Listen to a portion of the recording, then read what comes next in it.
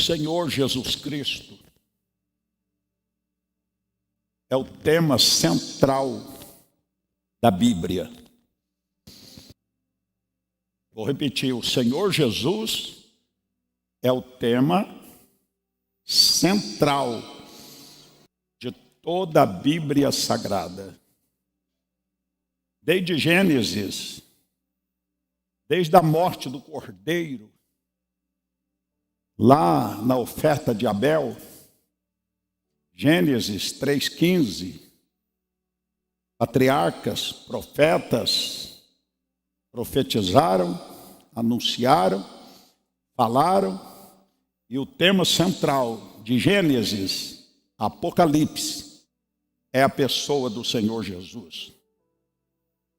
No Antigo Testamento, ele foi esperado. Nos Evangelhos, ele se manifestou. Em Atos, ele foi pregado. E nas cartas, nas epístolas, ele é explicado. Escreva se você quiser. No Antigo Testamento, esperado. Nos Evangelhos, manifestado. Em Atos, pregado. Nas cartas, explicado. Tema central.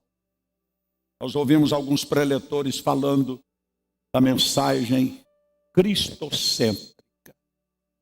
Aleluia. Ele é o centro. Jesus veio à Terra com 3 propósitos. Primeiro, Lucas 19:10. Ele veio como o primeiro apóstolo enviado. Ele veio como o primeiro missionário, como o primeiro evangelista. Veio buscar e salvar os que estavam perdidos. E ele o fez muito bem. Buscou Zaqueu no alto daquela árvore, entrou em sua casa e nunca mais Zaqueu foi o mesmo. Buscou a samaritana, uma mulher de vida irregular, e a transformou. E fez dela, em tempo recorde, uma missionária. Porque nós vamos encontrar aquela mulher levando uma multidão aos pés do Senhor Jesus. Ele buscou o gadareno. Não foi por acaso a sua visita a Gadara. Ele sabia o que estava fazendo. Jesus não trabalha com coincidência, mas ele trabalha com propósito.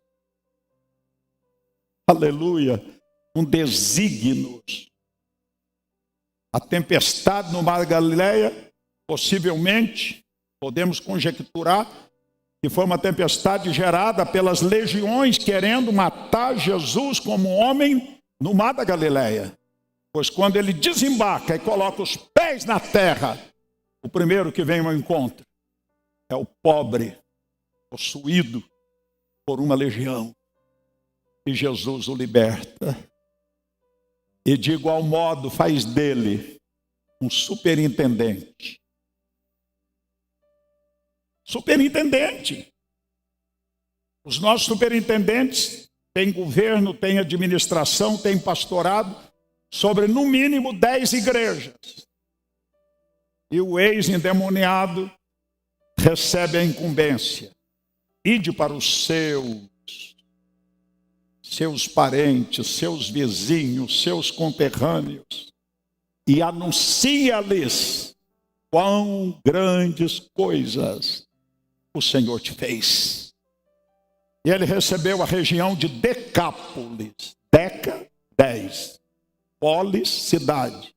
Decápolis, 10 cidades. Jesus buscou o tempo todo, cumprindo o primeiro propósito. E você conhece a palavra, eu não vou me estender em exemplos que todos conhecemos nos evangelhos. Primeiro propósito, buscar, salvar os que estavam perdidos. Nós estávamos também perdidos. Eu sempre gosto de dizer para pastores, antes de ser pastor, meu irmão, antes de ser bispo, antes de ser isso, aquilo, não importa o cargo, você é um salvo. Você foi transportado do império de trevas para o reino do seu filho, do seu amor. E você foi adotado, e você é filho. Somos salvos, então estávamos perdidos. Só é salvo quem está perdido, quem está correndo perigo. Louve a Deus por teu nome. Daniel pregou aqui uma mensagem tremenda. Todo mundo feliz pelos milagres, sinais e maravilhas. Jesus deu uma pausa e diz: oi, não se alegre por isso, tão somente. Mas alegre-se, acima de tudo, porque os vossos nomes estão escritos. Lembra daquele corinho? Com pena de ouro, com pena de ouro, escrito está, meu nome lá no céu. Se eu cantar, vocês vão chorar. Então, olha só. Segundo o propósito da vinda de Jesus, para derrotar o diabo, para pisar na cabeça da antiga serpente. 1 João 5,8. Coloca lá para nós, especialmente a parte B. 1 João 5,8. Para isso se manifestou o Filho de Deus, para desfazer, para desfazer as obras do diabo. Aleluia, irmão. 1 João 3,8. Deixa eu ver se a minha memória melhorou. 1 João 3,8. Para isto se manifestou o Filho de Deus, para desfazer as obras do diabo. Vamos declarar, irmãos, esse segundo propósito da vinda de Jesus, como guerreiros, como valentes, aleluia, como soldados de Cristo. Vamos lá, vamos pegar a partir do para isto, no 3, tá bom? 1, 2, 3.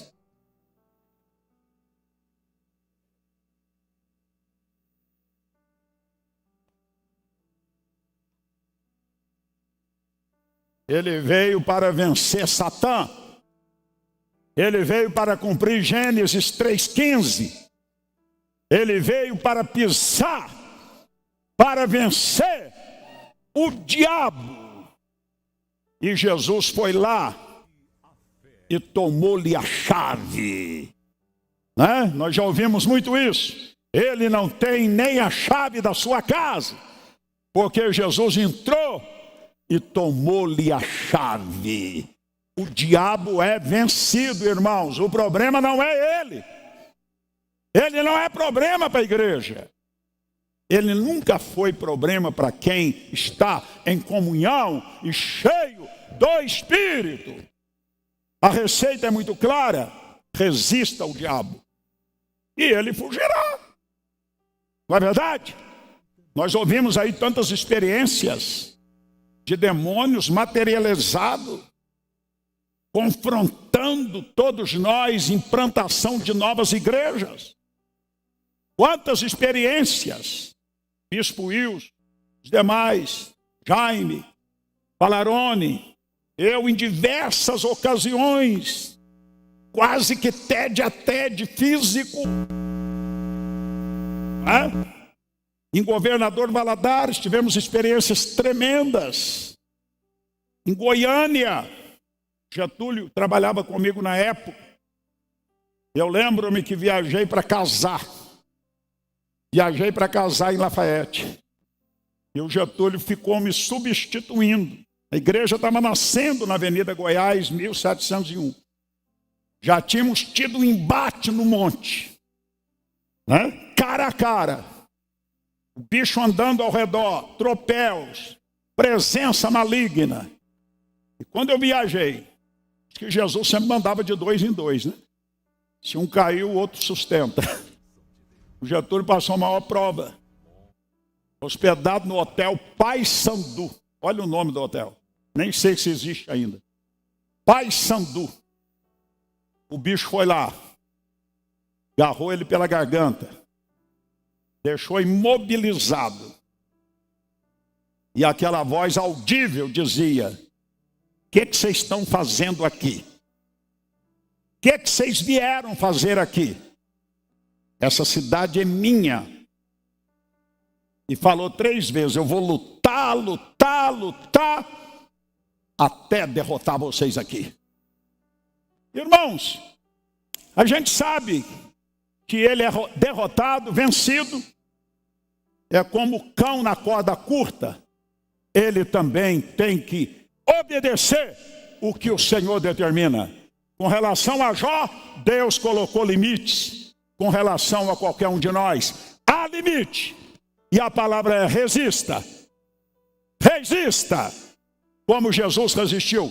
Está escrito. É a nossa arma. Nossas armas não são carnais, mas são poderosas em Deus para a destruição de fortalezas. Então, segundo propósito, está cumprido totalmente. Primeiro, buscar e salvar os perdidos. Segundo, derrotar o diabo. E o terceiro é que eu quero me deter. Ele veio para nos dar um modelo. Um modelo. 1 João 2,6. Um modelo. Um padrão. Um paradigma. 1 João 2,6 diz que aquele que diz está nele. Aquele que diz que está nele também deve andar como ele andou. Quem está nele? Levante a mão. Tem alguns que estão em dúvida. Quem está nele? Levante a mão. Aleluia! Glória a Deus! Queridos irmãos, Mateus capítulo 11, parte B do verso 29, nós encontramos o Senhor Jesus dizendo: aprendei de mim. Aprendei de mim. Então eu quero dar um tema nessa mensagem, e o tema é: aprendei de mim, disse o Senhor Jesus. Eu fiz uma série lá em Vitória sobre esse tema: aprendei de mim. E ele próprio afirma em Mateus 11, 29b: aprendei de mim. O que mais que ele diz como modelo? Veja João capítulo 21, verso 19, parte B. Quando ele acaba de restaurar Pedro, né? A missionária Ruth falou: tu me amas? Pastorei as minhas ovelhas 3 vezes. E no final, olha o que Jesus vai dizer para Pedro. Na parte B, ele vai dizer: siga-me. Siga-me. Acompanhe-me. Caminhe sobre as minhas pisadas. Modelo: aprendei de mim. Oh, aleluia! 1 Coríntios 11, 1. Paulo escrevendo à igreja de Corinto, ele disse: sedes meus imitadores, como eu sou de Cristo. Aleluia. Nós temos ensinado a liderança. No passado, muitos pastores do nosso próprio meio diziam: não olhe para mim, não fundamente a tua fé no meu modo de viver, no meu modo de ser. Não olhe para mim, não. Se você olhar para mim, você vai ver um montão de sujeira, de pecado, de podridão. Olhe só para ele. Isso é uma forma equivocada, antibíblica, que nós repudiamos.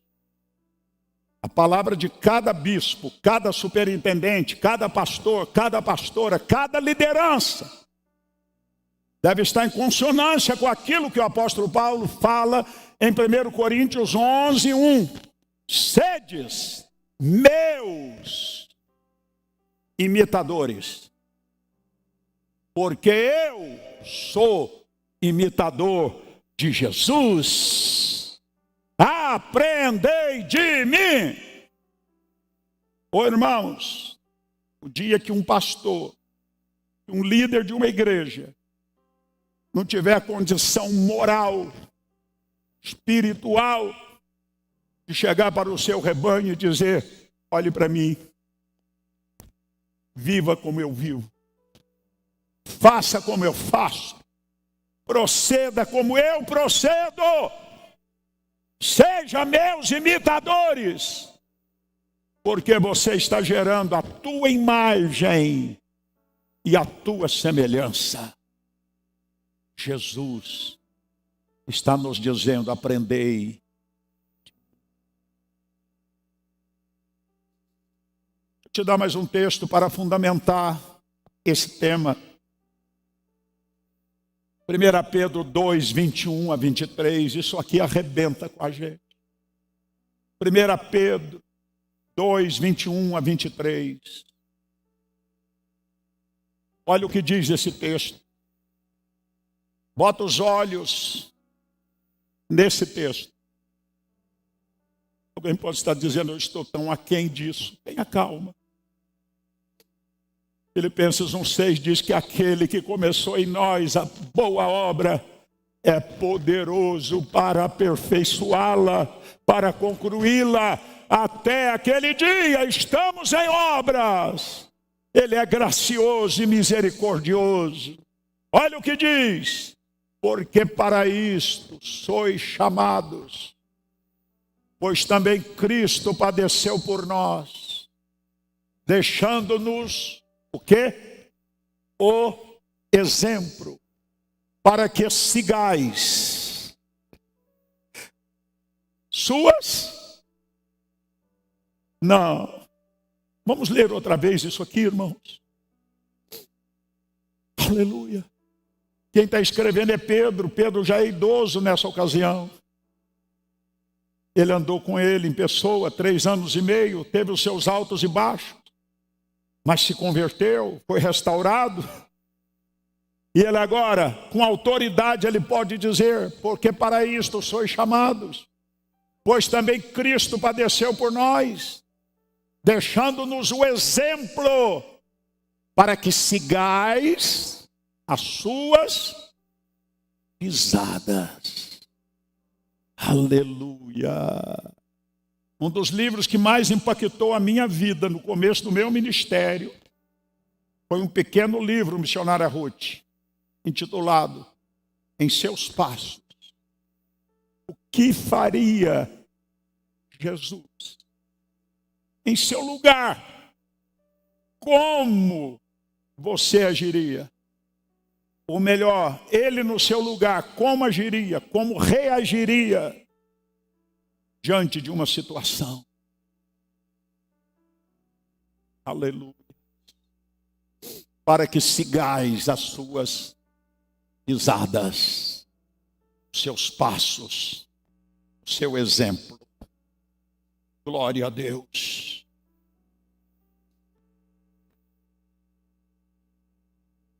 Fiz uma série, já disse para os irmãos, baseado em Filipenses. Eu estou estudando todas as cartas, verso por verso, já há algum tempo. E Deus tem nos dado coisas tão preciosas, tão maravilhosas. E eu compartilhei com os irmãos de Vitória algumas coisas que eu quero compartilhar com vocês aqui. Quando nós olhamos para Jesus, Filipenses capítulo 2, vamos ler Filipenses capítulo 2, a partir do verso 1 ao verso 5. Olha esse texto de Filipenses. Os irmãos sabem tanto quanto eu que a carta de Filipenses é uma das mais preciosas, né? Paulo escreveu, enquanto estava preso, 3 cartas. A carta aos Efésios, a carta aos Filipenses e a Filemon. Paulo aqui está preso. Paulo aqui está sentenciado à morte. E essa é a carta considerada, chamada carta da alegria. Ele diz, regozijai-vos. E outra vez vos digo, regozijai-vos. O homem está preso, esperando o dia da decapitação. Quer luta maior? Quer prova maior? Na provação não há recuo. Em todas as áreas a fé tem que estar presente. Então olha que coisa linda. Portanto, se há algum conforto em Cristo, se há alguma consolação de amor, se há alguma comunhão no Espírito, se há alguns entranháveis afetos de compaixão, completai o meu gozo, para que sintais o mesmo. Ele está cheio de gozo, alegria. Para que sintais o mesmo, irmãos filipenses, aquela igreja que nasceu no capítulo 16 de Atos, debaixo de tanta perseguição, de prisão, de tortura. Ele agora está escrevendo a eles da prisão, regozijai-vos, alegrai-vos, sintam o mesmo que eu, independente da minha circunstância. Olha o verso 3. Nada façais. Atenção, pastores. Atenção, liderança. Olha a advertência. Nada façais por contenda ou por vanglória, mas por humildade. Cada um considere os outros superiores a si mesmo. Deixa aí esse texto. Olha para cá. Aqui está um antídoto para combater o veneno do orgulho, da arrogância, da soberba, da vanglória, da competição no meio do ministério e no meio da igreja do Senhor. Eu devo olhar para o Palarone e considerá-lo muito superior a mim. E a recíproca deve ser verdadeira. É isso que a Bíblia está dizendo.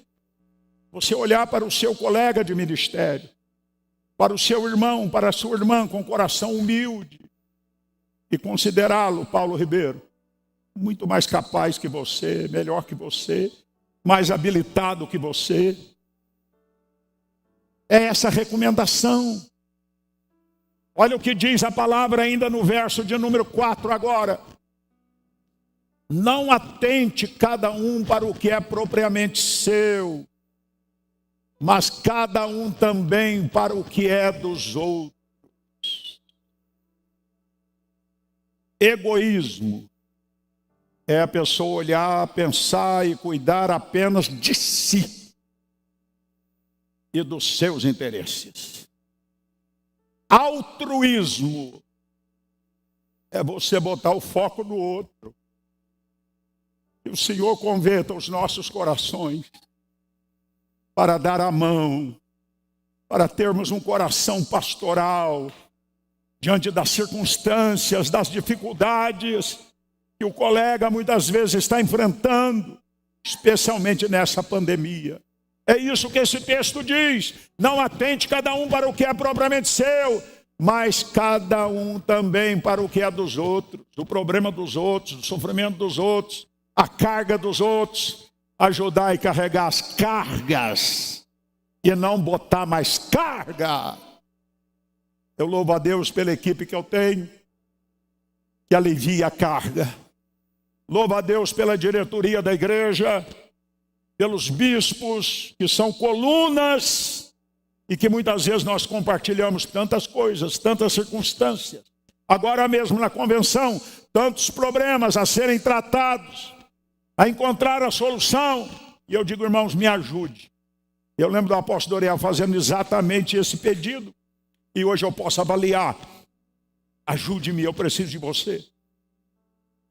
A carga é muito grande. Por isso nós precisamos ser altruístas e não egoístas. O egoísta centraliza em si. O altruísta bota os olhos e tem compaixão. Barnabé tinha 3 qualidades preciosas. Ele era um homem bom. O único personagem bíblico que a Bíblia chama de bom era Barnabé. Seu nome foi até mudado de José para Barnabé, porque Barnabé tem o mesmo contexto, o mesmo significado que consolador. Ele era bom, ele era cheio de fé e ele era cheio do Espírito Santo. Que Deus levante muitos Barnabés aqui. Quando a igreja de Jerusalém rejeitou e não acreditou na mudança de Saulo, Barnabé botou a mão no ombro, o levou e o apresentou. Quando o circuito fechou por causa da presença de Saulo em Jerusalém, mandaram ele para Tarso. Ficou lá esquecido.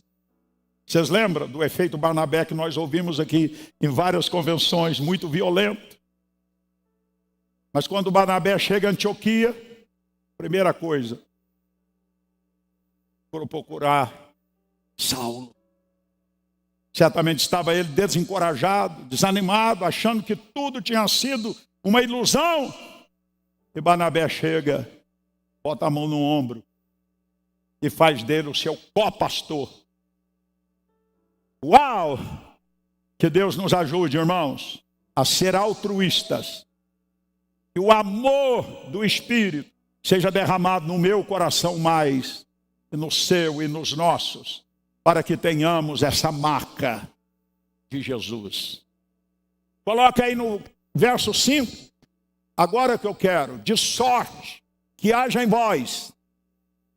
Vamos ler juntos? Isso aqui a gente tem que ler junto. Vai lá, 1, 2, 3, já.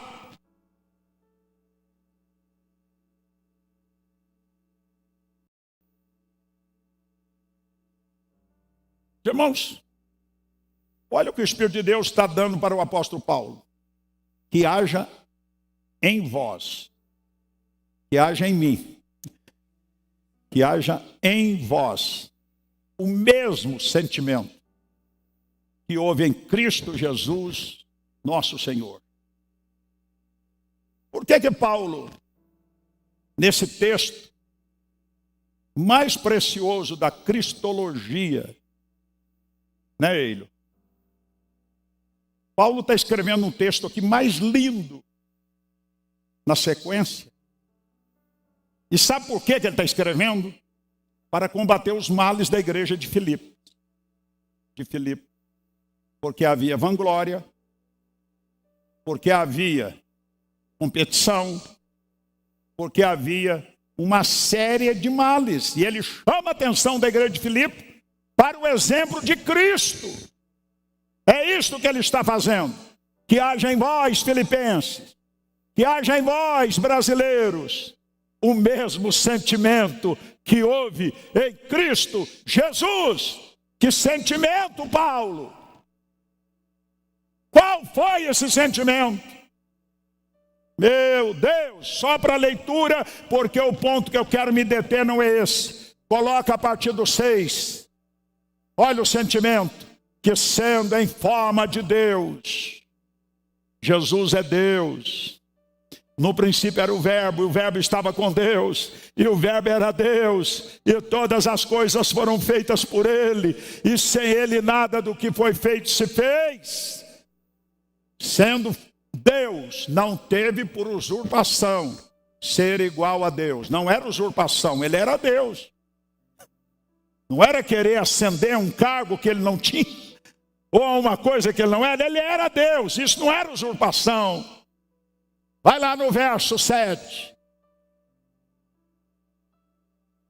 Mas esvaziou-se a si mesmo, tomando a forma de servo, fazendo-se semelhante aos homens, e achado na forma de homem, humilhou-se a si mesmo, sendo obediente até a morte, e morte de cruz. Qual o resultado? Por isso também Deus o exaltou. Irmãos, esse texto, você não ama esse texto, não? Esse texto é violento, é glorioso, é maravilhoso. É o texto, um dos textos mais lindos sobre cristologia. A pessoa de Cristo, estudo sobre Cristo, o conhecimento sobre Ele. Olha, por isso também Deus o exaltou soberanamente. Ele deu um nome que é sobre todo nome. 10. Para que ao nome de Jesus se dobre todo o joelho dos que estão nos céus, na terra e debaixo da terra. Então a primeira coisa que eu devo e você deve aprender de Jesus é a humildade. Aprendei de mim. Sendo Deus, esvaziou-se. Tendo esvaziado, encontrou-se na forma de homem e continuou esvaziando-se, submetendo a morte, e morte de cruz. Tem uma vírgula aí, morte, vírgula, e morte de cruz. Eu não vou entrar em detalhe que você conhece, para quem era reservado a morte de cruz. Era para os facínoras, os piores, os bandidos. A de Barrabás se tornou na de Jesus. A cruz no meio era a minha cruz. A cruz no meio era a tua também. Não era só de Barrabás. Nossos pecados, mazelas fizeram aquela cruz. Ele morreu a nossa morte, para que vivêssemos a sua vida. A doutrina da justificação é a coisa mais preciosa. Foi colocado na conta dele todos os nossos pecados. O salário do pecado é a morte, e foi creditado na nossa conta todo o crédito do Senhor Jesus. Se eu fosse você, dava um pulo daí e glorificava a Deus pela justificação. Aleluias! Pode aplaudir ao Senhor com alegria.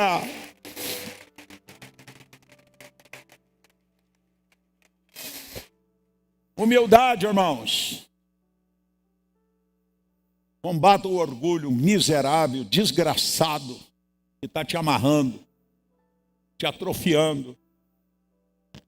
Deus resiste. Já pensou que é ser resistido por Deus?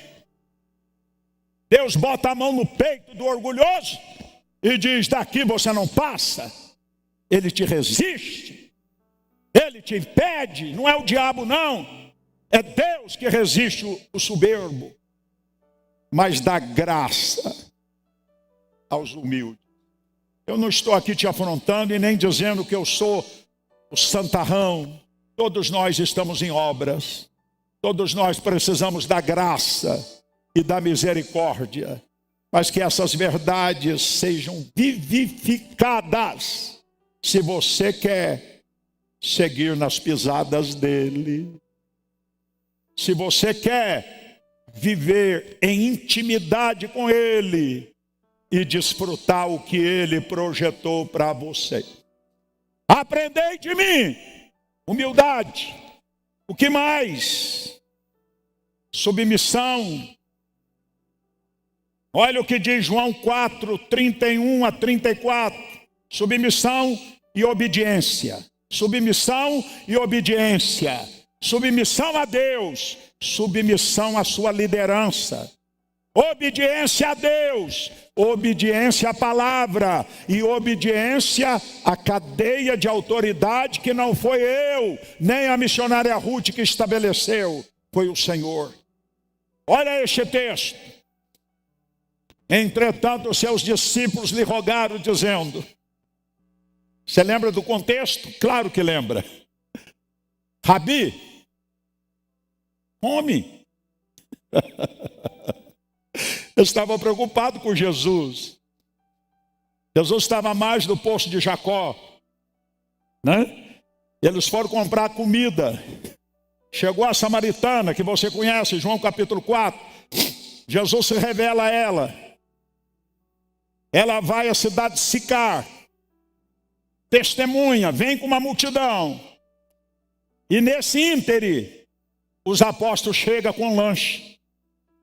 Está chegando junto o lanche, a comida e a multidão.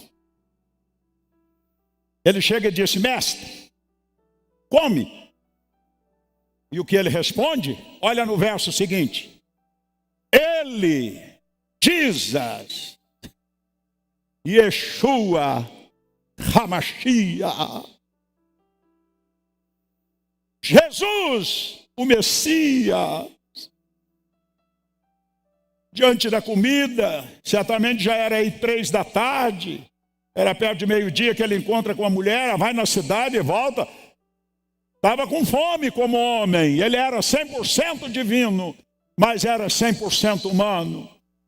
Ele então disse: uma comida tenho para comer, que vós não conheceis.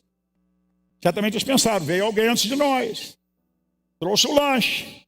Olha o verso 33. Então os discípulos diziam uns aos outros: trouxe-lhe porventura alguém algo de comer? Jesus disse-lhes.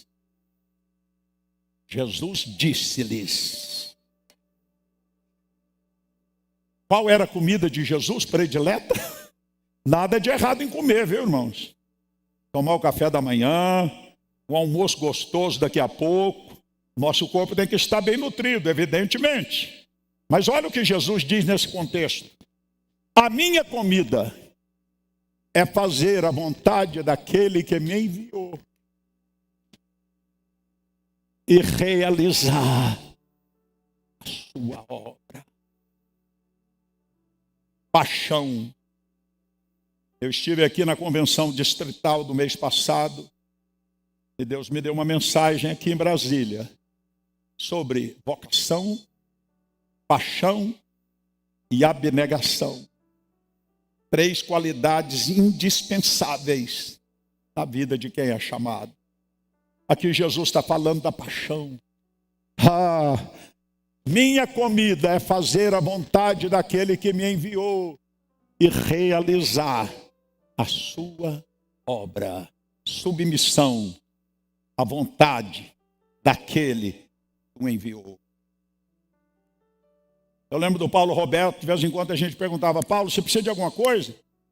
Ele dizia assim: preciso de 3 coisas. Quais são, Paulo? Ele dizia: eu preciso de humildade, submissão e obediência. Paulo Roberto. Que a gente via nele as marcas de Cristo. Deus nos ajuda. O que Deus vai fazer é preciso, irmãos, que desçamos, que nos humilhemos, que sejamos submissos, deixar de mimimi, de bobajada, de competição, de vanglória. Estou triste porque não falou meu nome. Estou triste porque eu ia pregar e não vou. Glória a Deus pela maturidade do bispo Wilson. Estou triste porque esqueceram de mim. Irmão, nunca foi tempo disso. E agora, mais do que nunca, no meio de uma crise, um avivamento se aproximando, É tempo de maturidade.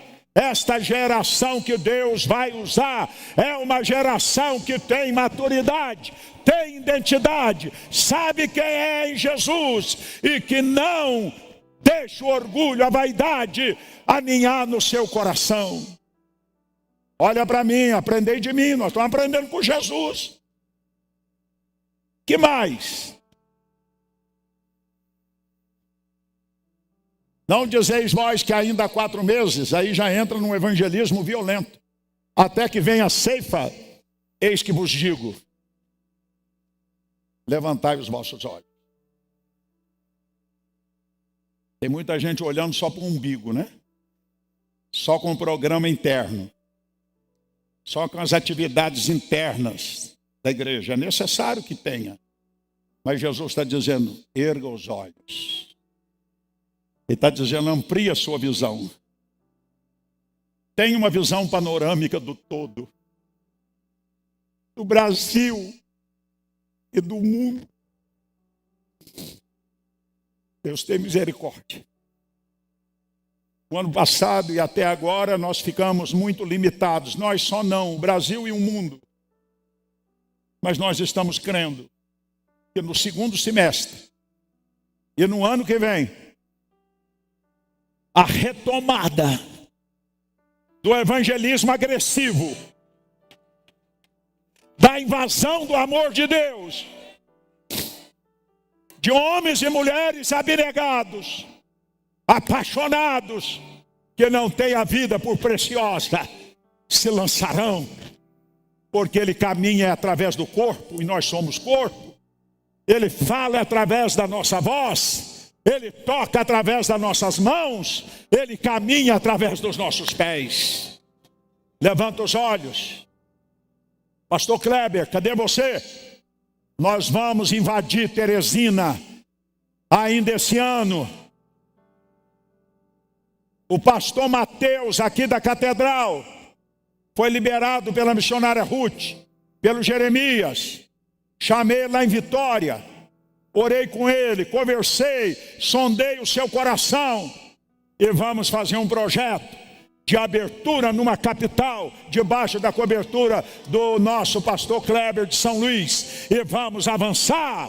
E não é só lá não. Vamos ter um projeto. Deus tem nos dado unção, poder, autoridade e algum recurso para que a gente invista não só em estrutura, mas em vidas. Quem está comigo, faz um barulho aí. Está muito fraco, pode melhorar isso.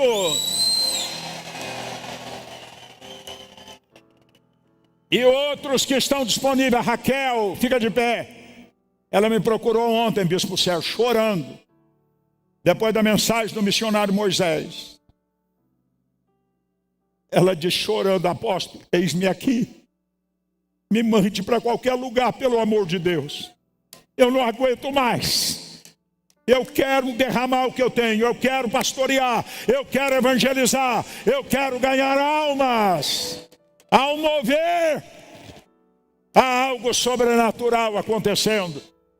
E como ela trabalha no Brás com o Bispo Sérgio, só com a liberação dele, e eu creio que ele já está liberando, e a missionária Ruth também, porque ela é vinculada à catedral também.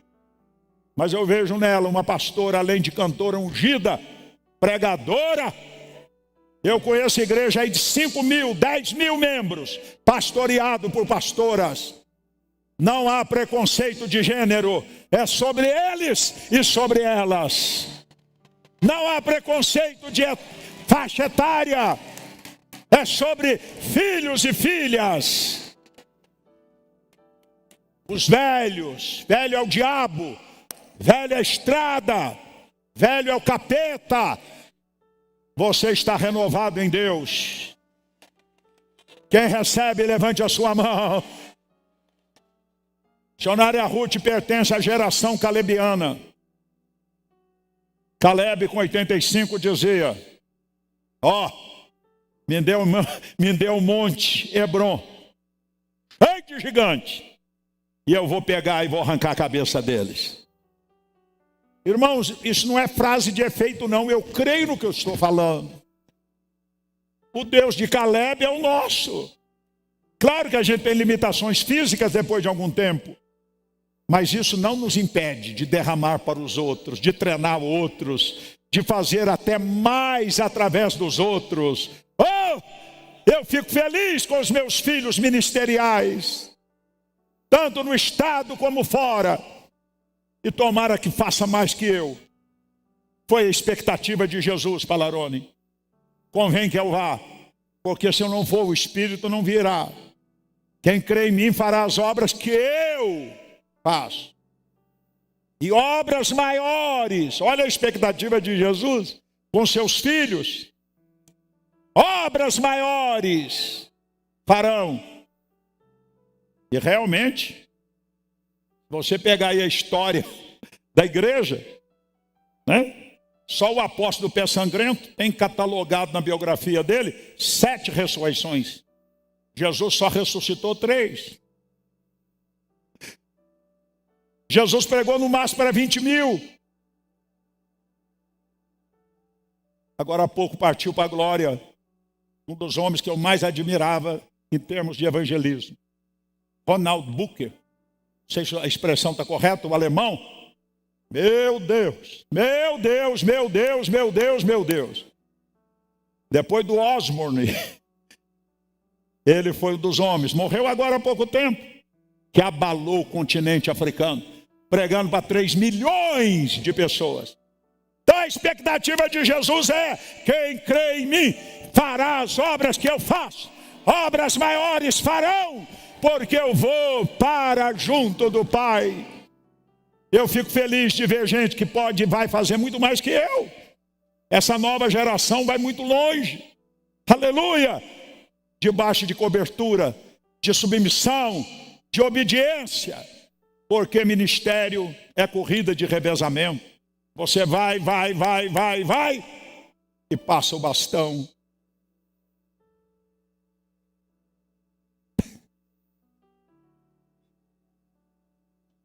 O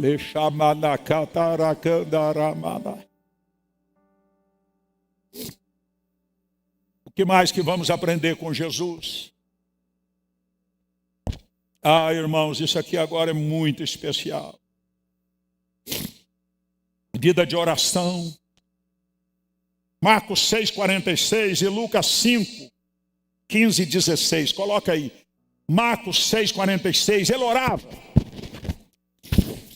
Não, nós estamos falando de coisas simples, mas o evangelho é isso.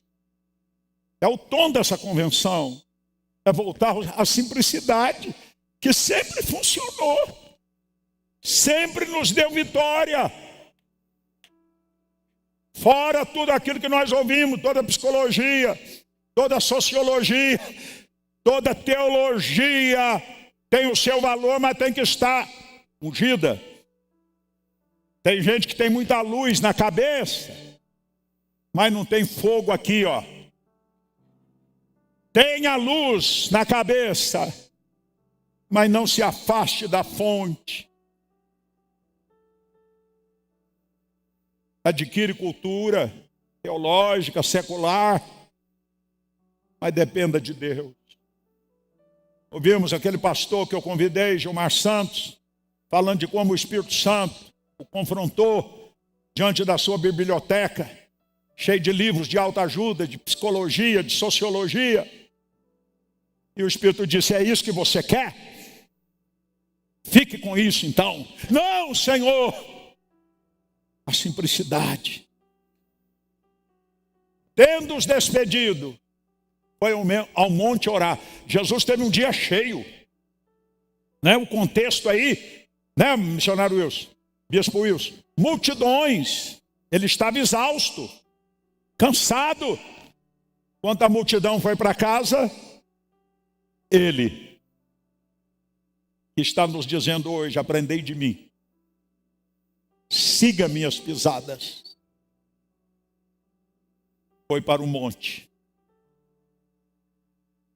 O seu monte pode ser o seu escritório, pode ser o seu quarto, ou pode ser um monte literal. Jesus teve uma vida intensa de oração. Nós nascemos sob o manto da doce oração. Jesus teve constantes vitórias porque sempre viveu em oração. Como orvalho que dá vida às flores, assim é para o salvo a oração. Não descuide não, irmãos. Eu sei que o ativismo ministerial tem matado muita gente. Eu, quando assumi essa função, na partida tão dolorosa do apóstolo Doriel, sabendo do aspecto administrativo, eu fiz um propósito e compartilhei com vários irmãos em reuniões do Supremo Concílio. Que na estrutura, os problemas, a administração desta mega igreja não vai e não pode me roubar de Deus. Não vai e não pode roubar os bispos de Deus. A administração, o ativismo é um inimigo mortal. Os irmãos de Vitória sabem que eu bato nisso e cobro isso. Seu devocional, está em dia, irmão?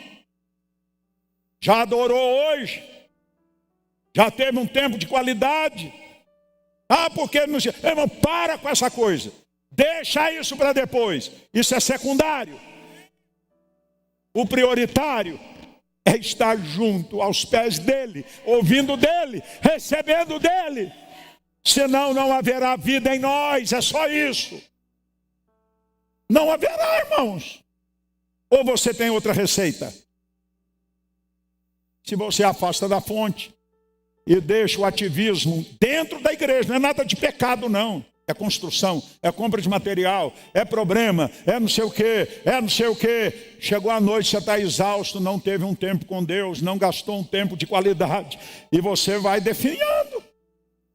Vai no automático. Jesus é o nosso modelo, aprendei de mim. Só mais uma referência sobre a vida de oração dele. Olha que maravilha. É o verso 30 aí. Lucas 5, 15, 16. Lucas 5, 15, 16. Olha, Lucas 5, 15, 16. Ele está dizendo, aprenda de mim. Então vamos aprender. Vida de oração. Eu já pratico. Mas não é demais você ser alertado. Porque é muito sutil a perda desse ritmo. Olha lá, a sua fama. Jesus estava famoso já. Nada de errado em ser famoso, viu, irmão? Desde que você não busque isso. As pessoas que têm unção e que são usadas por Deus. Eu estava com uma mensagem para pregar. 7 promessas de Deus a Abraão. E uma delas é, engrandecerei o teu nome. Você não tem que fazer autopromoção. Você não tem que ficar apavorado nas redes sociais, quantas curtidas, quantos seguidores. Aleluia, irmãos. Glória a Deus. Deus encarrega de exaltar quem Ele quiser e de abater quem Ele quiser. Ele engrandeceu Abraão. Você sabe de uma coisa? Mais de 3 bilhões de pessoas hoje tem Abraão como pai. Estou falando hoje. Mais de 3 bi. Some aí os cristãos. Some aí os adeptos do islamismo. Some aí os adeptos do judaísmo. Todos nós temos o pai Abraão. Mais de 5.000 anos depois, quem o exaltou? Deus disse, engrandecerei o teu nome. Deixa Deus te usar. Esconda atrás da cruz. Ele levanta e ele abate. Não precisa de política de bastidores. Não, meu irmão, minha irmã, quando Deus quer levantar e exaltar alguém, Ele é suficientemente poderoso. El Shaddai, El Elyon, tem o controle de todas as coisas. Deixa Ele ser Deus na sua vida. Eu não estou aqui porque eu busquei isso. Vocês sabem disso. Eu relutei para assumir o lugar de quem? Meu Deus. Eu senti um Josuézinho. Deus quis assim. E se Ele mudar de ideia, eu não vou questionar. Dele nós somos cooperadores. Aplauda ao Rei, irmãos. Ele exalta, Ele engrandece, ou Ele abate. Deixa Ele ser Senhor. Olha outro texto. Vida de oração de Jesus. Então já vimos a sua humildade, sua submissão, sua vida de oração. O ponto que eu quero me deter, eu estou chegando. E Jesus ensinou a orar, você sabe, né? Ele praticou e ensinou. Mateus 7, 7 e 8. Lembra de Mateus 7, 7 e 8? Todo mundo aqui sabe de qual? Sabe ou não sabe? Pedi e dar-se-vos-á, buscai e encontrareis, batei e abrir-se-vos-á. Porque aquele que pede, recebe, o que busca, encontra, ao que bate, abrir-se-lhe-á. O que Ele fez? Ele nos incita a fazer. Praticar os modelos de oração diferentes. Não é só petição. Oração de ação de graças. Oração de entrega. Essa para mim é tão preciosa. Quando Ele nos pede algo e você vai entregando. E você vai botando no altar. Eu comentava ontem sobre o testemunho de um pastor que marcou muito a renovação no meio dos batistas, chamado Enéas Tonini. Eu lia muito Enéas Tonini. E eu lembro de um testemunho dele sobre entrega, oração de entrega. Ele era um homem muito culto, reitor de um mega seminário, uma super biblioteca, uma mega igreja. Ele contava que um dia ele entrou no seu escritório para orar, dobrou o joelho. E o Espírito Santo começou a dizer: entrega-me. Entrega o quê, Senhor? Entrega a sua igreja. E o Espírito Santo continuou: entrega. Entrega o quê, Senhor? Entrega a reitoria do seminário. E o Espírito Santo continuou: entrega. Entrega o quê, Senhor, mais? Entrega a sua biblioteca. Você confia muito nela. E ele foi entregando. E foi um dos homens que marcou a renovação, na época que a Casa da Bênção nasceu. Ele, Rosivaldo Araújo, um capixaba, Etevaldo cristão. Vocês capixaba aí conhecem. Etevaldo flutuava no púlpito. Naquela época. Testemunho de várias pessoas lá do estado do Espírito Santo. Um homem pregando, de repente saía do chão e ficava pregando no ar. Tal nível de sobrenatural.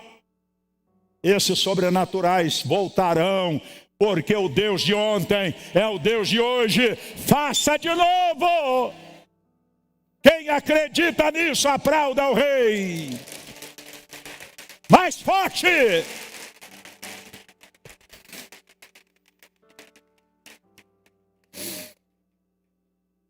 Agora, queridos irmãos, isso aqui mexe muito comigo. Eu estou caminhando para encerrar essa primeira. Vocês aguentam firme aí hoje. No auge do sucesso, Abraão. No auge do ministério. Ele tinha tempo para dar atenção. Sabe a quem? As crianças.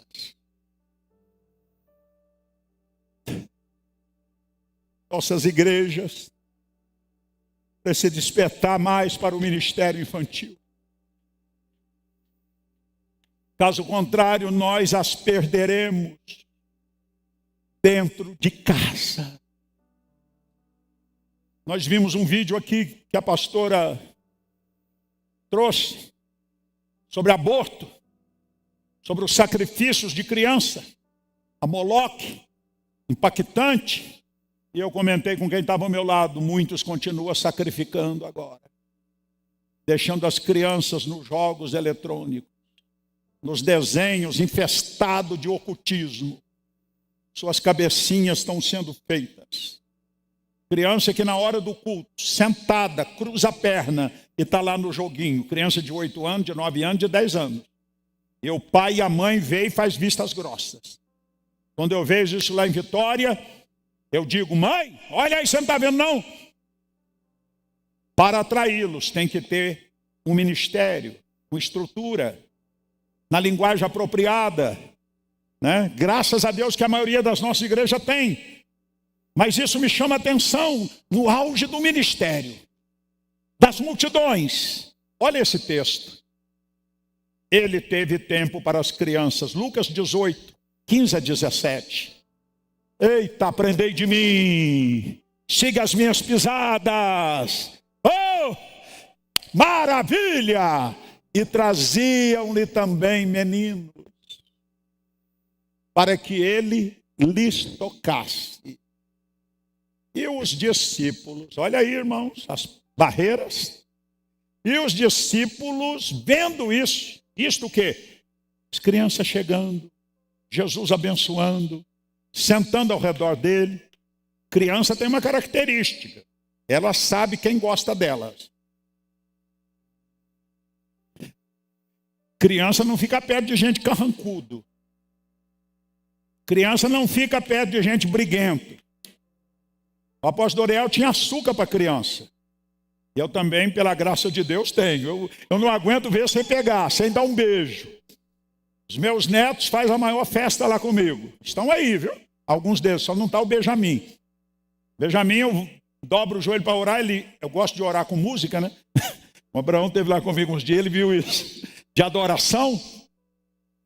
E às vezes eu estou ajoelhado, e ele levanta caladinho, vai, sobe nas minhas costas. E eu continuo orando.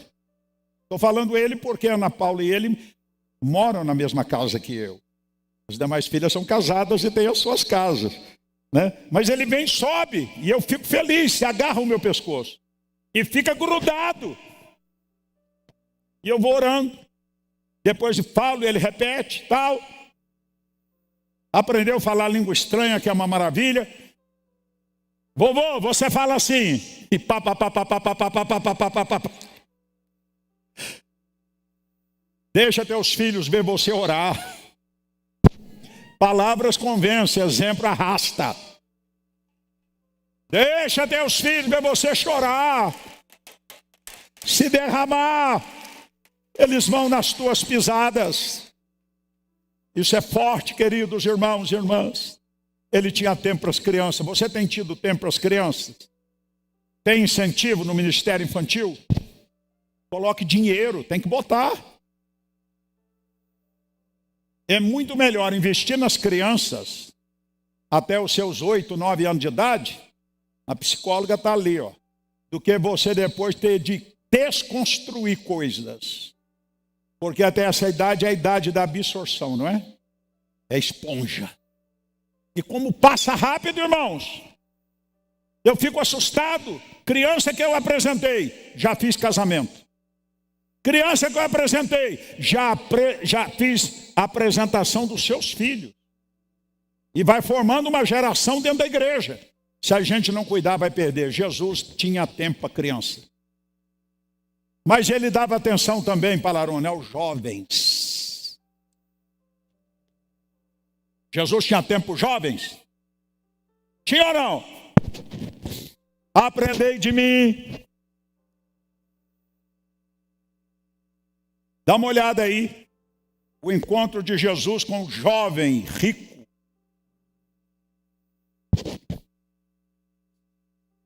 Lucas 18.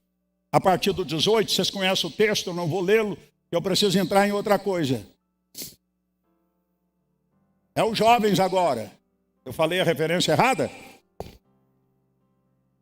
Jesus tinha tempo para os jovens, 18, Lucas 18, 18. Lucas 18, 18, a seguir. Perguntou-lhe um certo príncipe, outra tradução diz, um jovem rico. Jovem rico, bota a tradução do jovem rico. Bom mestre.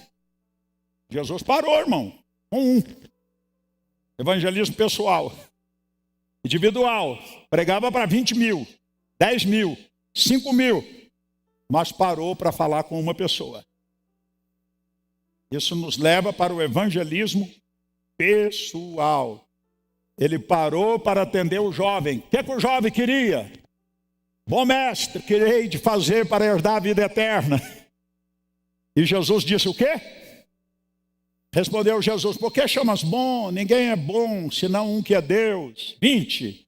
Eita Jesus. Sabe os mandamentos? Não adulterarás, não matarás, não furtarás, não dirás falso testemunho. Honra teu pai e tua mãe. O cabra tinha moral, olha, replicou o homem. Tudo isso tenho guardado desde a minha juventude. 22. Quando Jesus ouviu isso, disse, ainda te falta uma coisa. Vende tudo quanto tens, reparte, dá aos pobres, terá um tesouro no céu. Vem,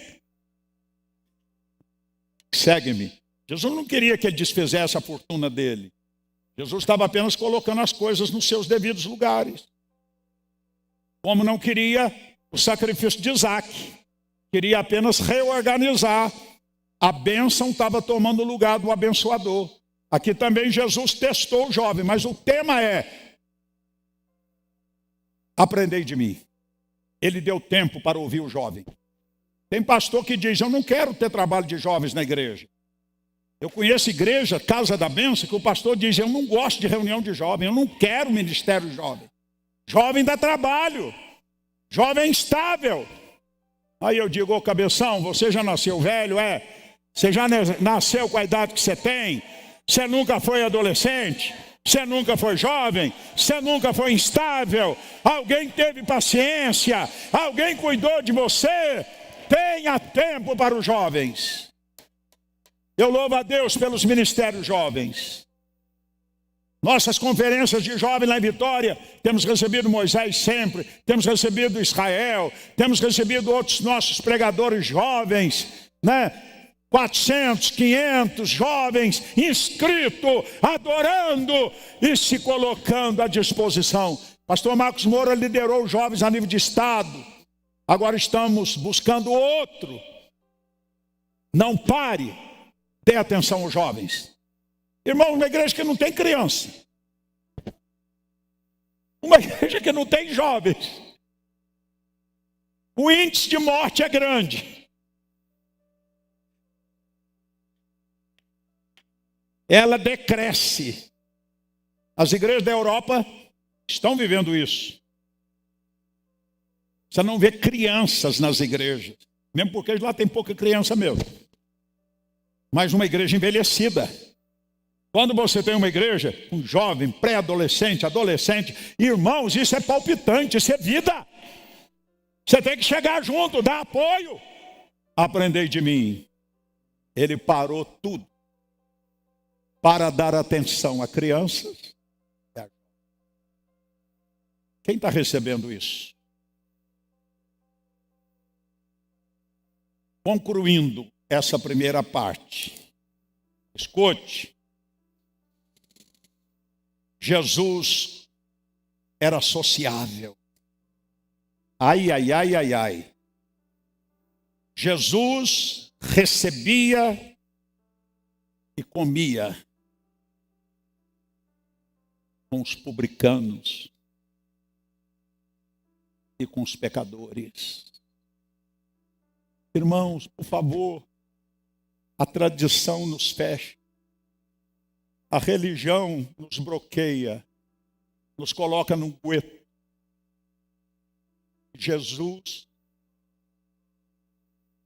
tinha uma visão ampla. Esse texto aqui mexe comigo. ele encontra Mateus, publicano, cobrador de impostos, e diz: segue-me. Olha o imperativo. E ele deixou a coletoria, diz o texto, e o seguiu. É o Mateus que a gente lê aí hoje, viu? E Jesus vai para a casa dele. Olha o texto.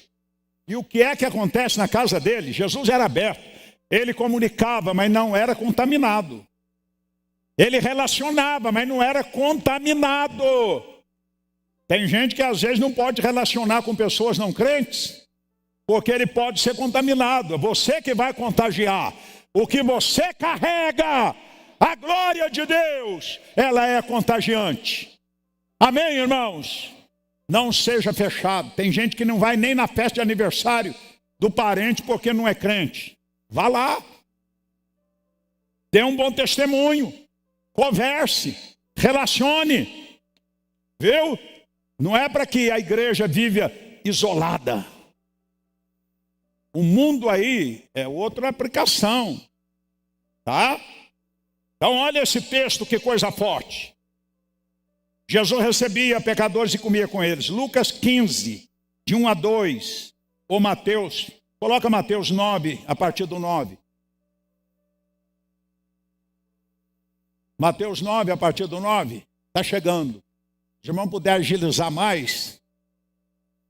E Jesus, passando dali, viu assentado na recebedoria um homem chamado Mateus e disse: segue-me. E ele, levantando, o seguiu. O que Jesus tinha, hein, irmão? Poder, hein? Segue-me. Camarada era funcionário público do Império Romano, rico, corrupto. Todo cobrador de imposto naquela ocasião, o exemplo de Zaqueu, metia a mão. Era muito dinheiro. E Jesus diz: segue-me. Ninguém resiste à unção. Quando Deus dá ordem, quando Jesus fala, e Ele está falando com alguém aqui hoje: siga-me, decida, faça, vá. E quando isso vem, não tem nada que nos detém, meus amados irmãos. Olha lá, verso 10. E aconteceu que, estando ele em casa, na casa de quem? Sentado à mesa, chegaram muitos publicanos e pecadores, com um jantar, com uma ceia. Sentaram-se juntamente com Jesus e seus discípulos. Verso 11. E os fariseus sempre têm, olha os cabras aí, Jesus reservou as palavras mais duras do seu ministério. Não foi contra pecadores, não foi contra prostitutas, não foi contra corruptos. As palavras mais duras de Jesus estão em Mateus 23. Raça de víboras, sepulcros caiados e por aí afora. Os religiosos tradicionais foram os principais inimigos e ainda são, dentro da igreja. Fariseu. Os fariseus vendo isso o quê? Jesus no meio deles, comendo com eles. Começaram a julgar. Por que come o vosso mestre com publicanos e pecadores? E Jesus, porém, ouvindo, disse-lhes: não necessita de médicos são, mas sim os doentes. Ah, irmão, a gente apaixona por Jesus cada dia. Aquela canção, quero conhecer Jesus, quero conhecer Jesus, quero conhecer Jesus. Parece que alguém pode falar, mas eu já conheço. Conheçamos e prossigamos.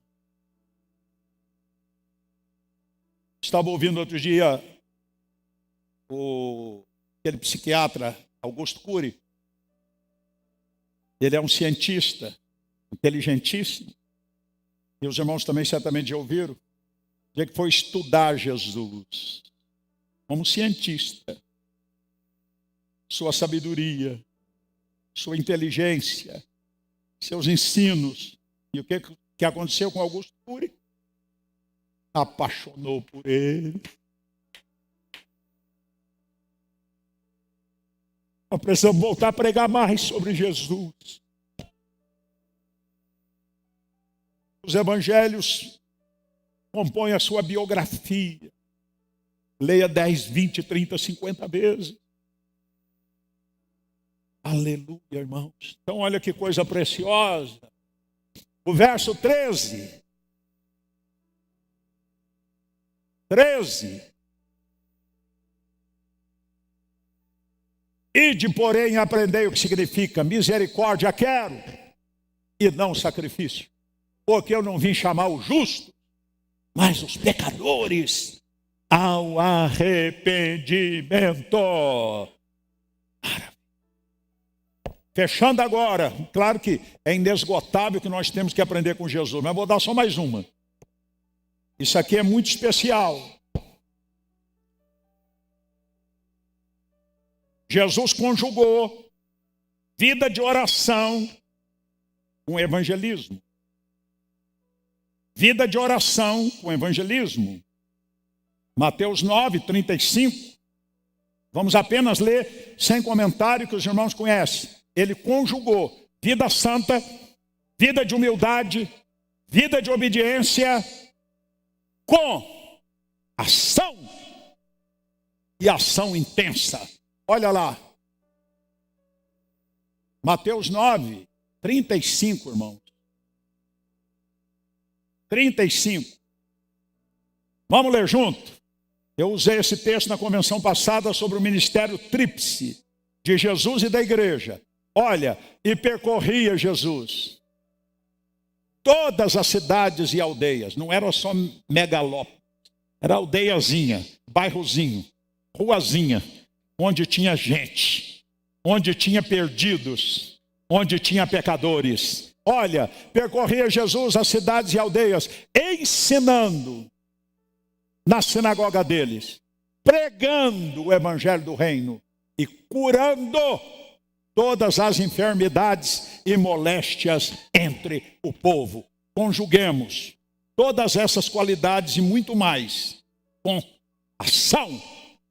Senão você vai ficar obeso espiritual, cheio de conhecimento, cheio de teoria e cheio de poder, mas sem ação a igreja não avança.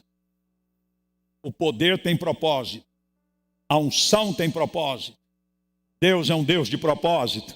Irmão, vamos sair dessa convenção com a fé renovada, com a fé curada, acreditando naquilo que Ele disse, naquilo que Ele fez e naquilo que Ele delegou, para que eu e você fizéssemos. Aprendei de mim.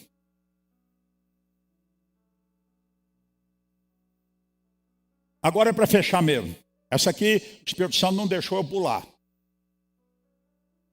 Jesus não só ensinou sobre a necessidade de perdoar, como Ele também o praticou. Jesus não só ensinou em Mateus 18, a parábola do credor incompassível, não vamos ler, é um texto longo. Não só ensinou em Mateus 6, 14 e 15, onde ele diz que se não perdoar, não seremos perdoados. Mas Jesus não era incoerente. Ele era 100% coerente. Que essa seja a nossa marca, irmãos. Dizer e fazer. Ensinar e praticar. A autoridade vem quando você pratica, não quando você ouve. Então, há muita gente com muita sabedoria, com muito ensino, com muita palavra e com muito poder, mas com quase nenhuma ação. Essa geração conquista é a geração que age.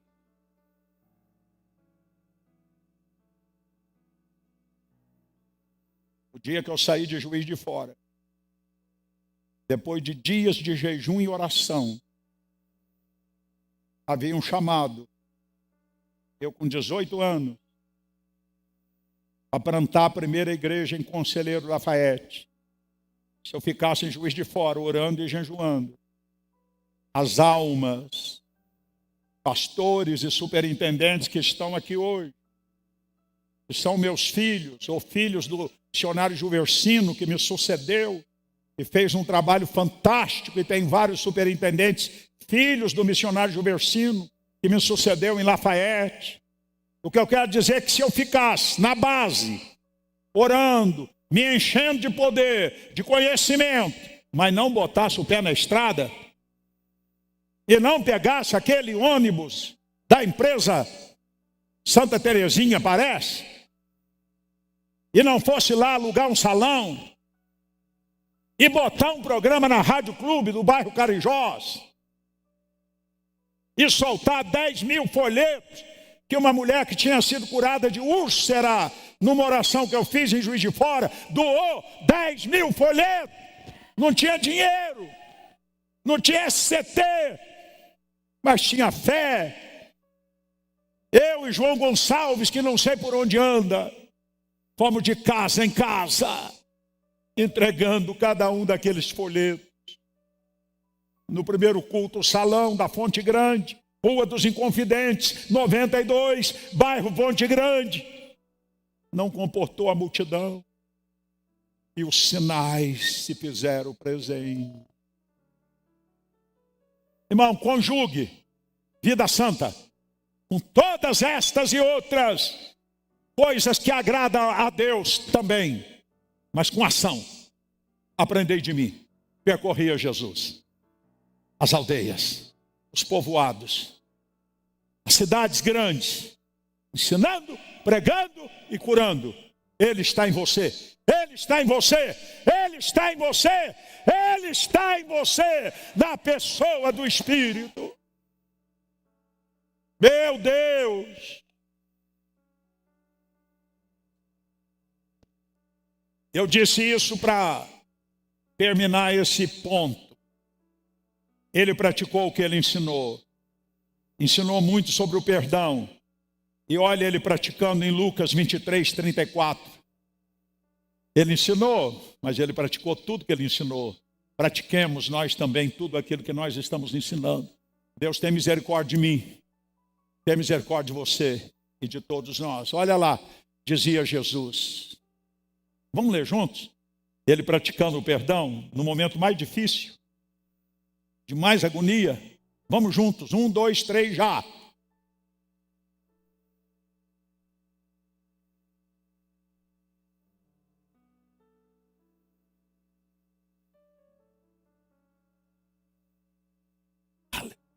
Tem alguma coisa no seu coração contra alguém?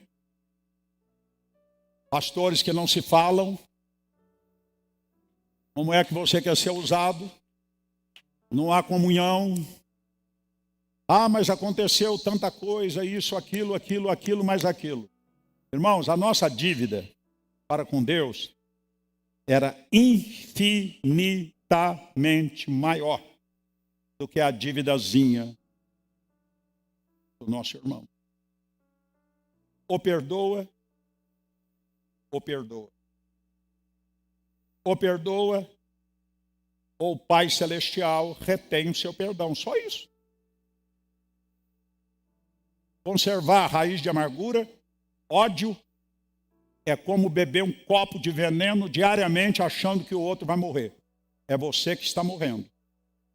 Você vai para a cama, a pessoa vai com você. Você levanta para tomar café, ela está com você. Você vai para o trabalho, ela está com você.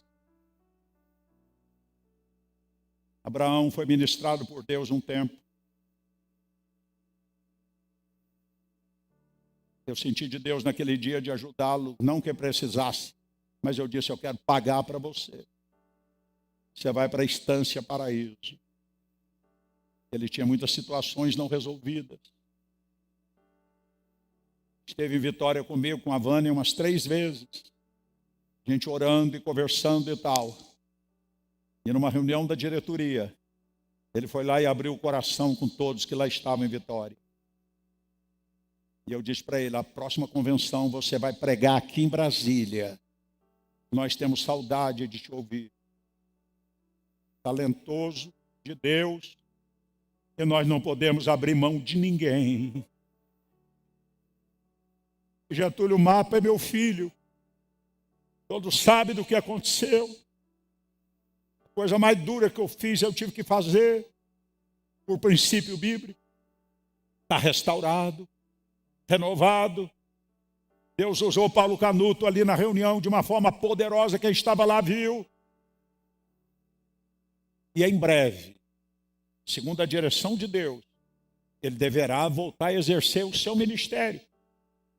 Começando devagarzinho, numa igreja, em algum lugar do Brasil. E Deus vai dar para ele uma esposa. Já profetizei para ele, antes disso tu tem que casar. E aí eu brinquei com ele, tem umas irmãs viúvas lá que eu vou te apresentar, cara. E ele já está ansioso. Cadê? Quem é? Verdade ou não? Daniel também está nessa. Vai sair do Caritó. Irmão, eu estou sentindo tão à vontade aqui. Tem um clima aqui tão gostoso. Jesus está aqui. A nossa igreja não será a mesma. A visão missionária, a fé restaurada, aquela fé infantil, aquela fé que se lança nos braços do Pai. Eu pedi perdão a Jesus outro dia, porque eu estava me sentindo com a minha fé um pouco diferente daquela dos primórdios. E Jesus, está errado isso. Eu tenho que voltar a ser o evangelista. Além de ser o pastor, o apóstolo, a minha veia é essa, o meu dom dominante é esse. E eu quero, eu preciso, eu estou disponível. Esse ano nós vamos estar treinando muito pastor. As conferências retomaram. Já temos data marcada. Nada vai parar. Nada vai nos deter. No nome daquele que era, que é e que há de vir, o Senhor Jesus Cristo.